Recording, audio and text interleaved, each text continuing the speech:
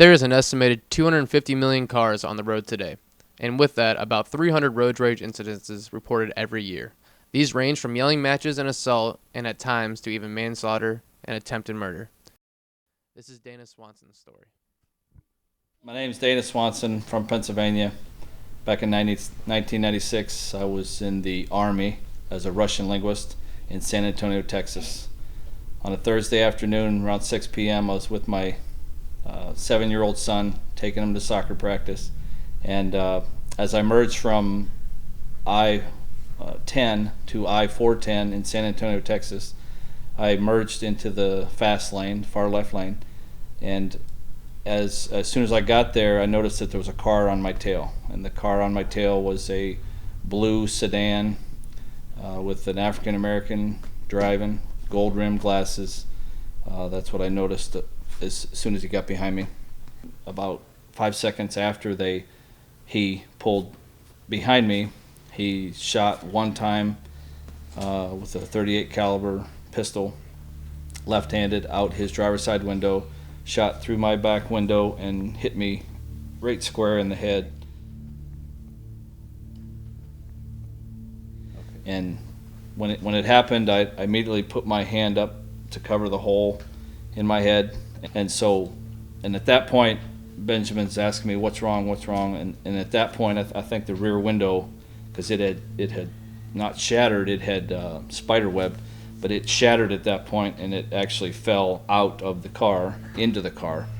And so then I told him basically I was shot in the head, and I need to get to a hospital. So, and at that point, he kept repeating over and over that he didn't want his dad to die, over and over and over. And that's the one thing that sticks in my mind when I think of what happened that day. But so I got off in Texas. Everything has an access road, and I found somebody that was walking along the side of the road, and I stopped. I have a 7-year-old on the passenger side. I'm in the driver's seat. I'm holding my head. I said, I just got shot in the head. Could you please drive me to the hospital? Because I had only been in Texas for a month driving, and I did not know my way. So the person thought about it for a second and really didn't respond. So I wasn't going to wait. So I went to the next person that was walking along the side of the road carrying grocery bags, and I asked that person the same question. And person basically made the comment to the effect that they were in a hurry, they're trying to get home, so I wasn't going to wait and try to convince somebody to help me.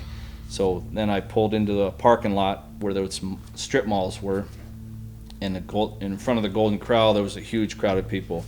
So I assumed somebody in that crowd would help me. So I got out of the car.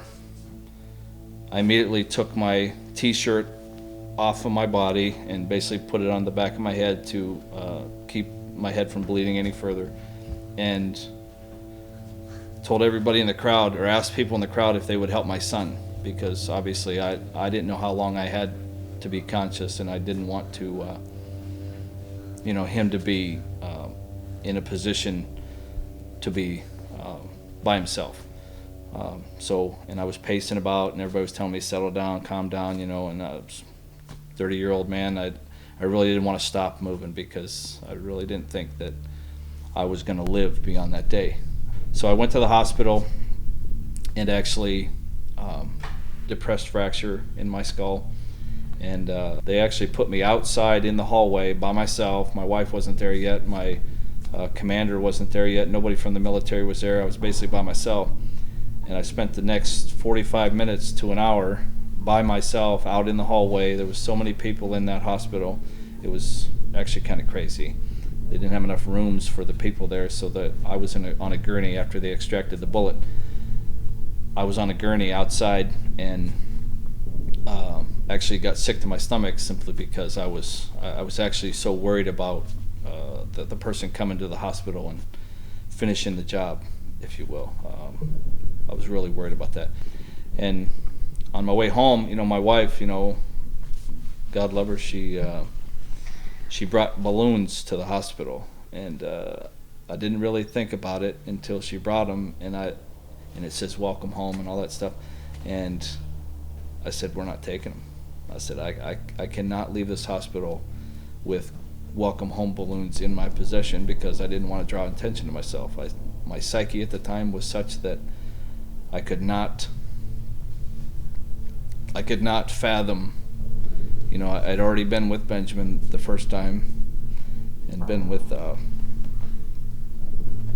Stacy the second time, that I didn't want the guy to finish me off in front of my family. And so actually on the way home, I had my wife drop me off a block and a half from the house, and I walked through the backyard and into the back of the house, or into the apartment, and like I told Joey earlier, I spent the next 30 to 45 days thinking that somebody was watching me, gonna find me and finish the job if they really didn't want to get caught. Carried a ball bat with me everywhere I went, to the car and back, and for a long time. It took me a long time to get over that fact that I was home free, if you will. It just proves that, you know, when bad things happen to you, you know, you have to let the demons go at some point and keep moving on with your life. But it more affected, I think, my 7-year-old son than it did me.